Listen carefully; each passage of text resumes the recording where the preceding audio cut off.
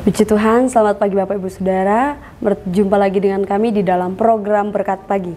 Sebelum pagi hari ini Bapak Ibu Saudara menjalankan setiap aktivitas, terlebih dahulu kita akan dibekali oleh kebenaran firman Tuhan. Dan kebenaran firman Tuhan pada pagi hari ini masih terdapat di dalam Galatia. Dan saya mengambil di dalam Galatia pasalnya yang kelima, ayatnya yang kedua. Sekali lagi, Galatia pasalnya yang kelima, ayatnya yang kedua. Bapak Ibu Saudara boleh menyimaknya di rumah dan saya akan membacakan. Demikian firman Tuhan.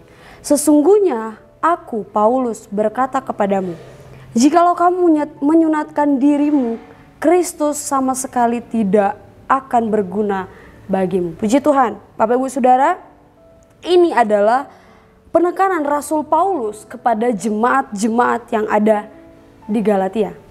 Nah, Bapak Ibu Saudara, berbicara tentang sunat dalam perjanjian lama artinya suatu tanda perjanjian antara Allah dan umat Israel. Kita lihat di dalam Kejadian pasalnya yang ke-17.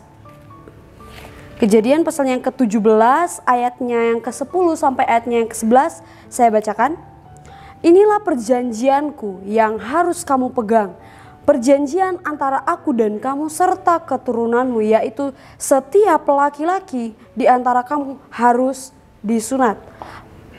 Nah, Bapak Ibu Saudara,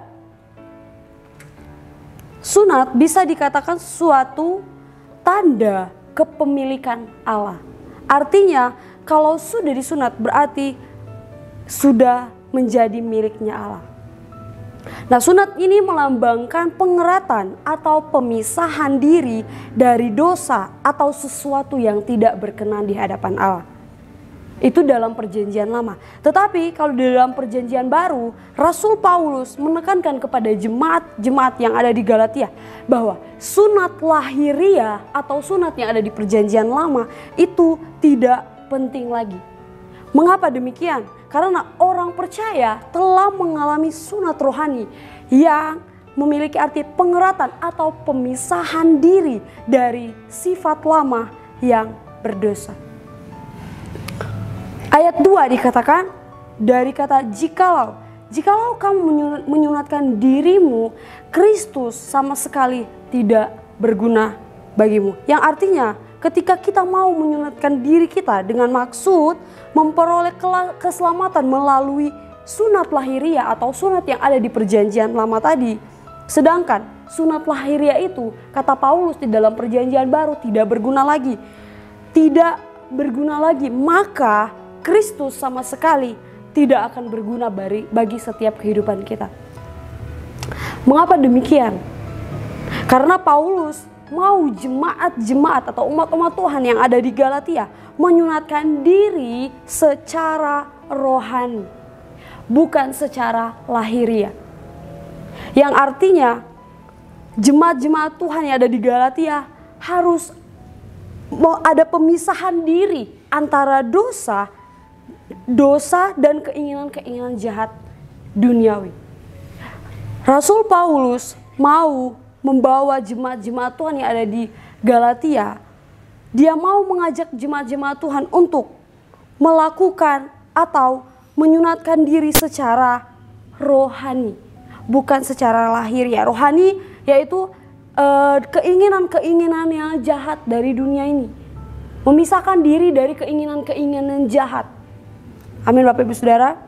Nah, berbicara tentang sunat rohani, bukan saja tentang perubahan fisik atau tingkah laku yang lama menuju ke tingkah laku yang baru, tetapi juga tentang perubahan secara batin, yaitu perubahan dari dalam hati. Dan juga bukan cuma sampai perubahan hati, tetapi pikiran, sehingga kita semua atau umat-umat Tuhan dapat hidup sesuai dengan kehendaknya Allah, atau hidup yang lebih berkenan di hadapan Allah. Perubahan hati, berbicara tentang perubahan hati yang bagaimana? Perubahan hati dalam perasaan atau perilaku sampai kepada tindakan dari seseorang. Tuhan mau setiap umat-umatnya, setiap anak-anak Tuhan, setiap orang-orang percaya mengalami perubahan secara signifikan atau perubahan yang memiliki pengaruh yang besar. Mulai dari hati, pikiran, sampai kepada tindakan. Yang dulunya menyakiti hati Tuhan, berubah, mengalami perubahan, mengalami sunat rohani, menjadi hidup yang penuh dengan perkenanan Tuhan. Dengan artinya Allah tidak mau umat-umatnya melakukan perkara-perkara yang duniawi, yang membawa kepada kehancuran, yang membawa kepada kebinasaan. Melainkan kita semua harus berfokus kepada perkara-perkara rohani saja, perkara-perkara yang menyukakan hati Allah, perkara-perkara yang memuliakan Allah. Amin Bapak Ibu Saudara. Ayat 6 saya bacakan. Sebab bagi orang-orang yang ada di dalam Kristus Yesus, hal bersunat atau tidak bersunat tidak mempunyai sesuatu arti. Hanya iman yang bekerja oleh kasih. Dengan memiliki arti, yaitu orang-orang yang ada di dalam Kristus atau orang-orang yang tinggal di dalam Kristus bersunat secara lahiriah seperti pada PL tadi, itu tidak berguna.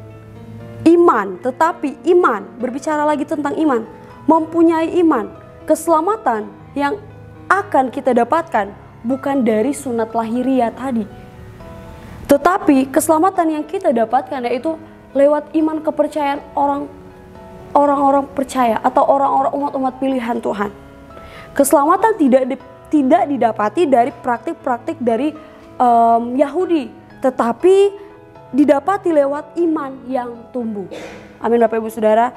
Iman kepada Kristuslah satu-satunya syarat untuk kita bisa menerima keselamatan. Untuk itu Bapak Ibu Saudara, mari kita milikilah iman yang besar. Iman yang semakin hari semakin bertumbuh di hadapan Tuhan. Lewat apa? Lewat pendengaran akan firman Allah. Di era sekarang ini firman Allah itu begitu banyak diperluas. Bisa kita dapati kebenaran-kebenaran firman Allah lewat HP. Mari pergunakan waktu kita untuk mendengarkan kebenaran-kebenaran firman Tuhan. Untuk apa? Untuk membawa kepada iman yang semakin hari semakin bertumbuh di hadapan Tuhan. Amin Bapak Ibu Saudara. Jadi umat-umat Tuhan, kita tidak berfokus lagi kepada sunat-sunat lahiriah yang ada di perjanjian baru, tetapi kita berfokus kepada sunat rohani atau perubahan diri dari yang tidak berkenan kepada Allah menjadi pribadi yang lebih berkenan kepada Allah. Amin Bapak Ibu Saudara. Puji Tuhan. Kebenaran firman Tuhan sampai di sini. Biar kiranya Tuhan Yesus memberkati kita semua dan Immanuel Allah beserta kita.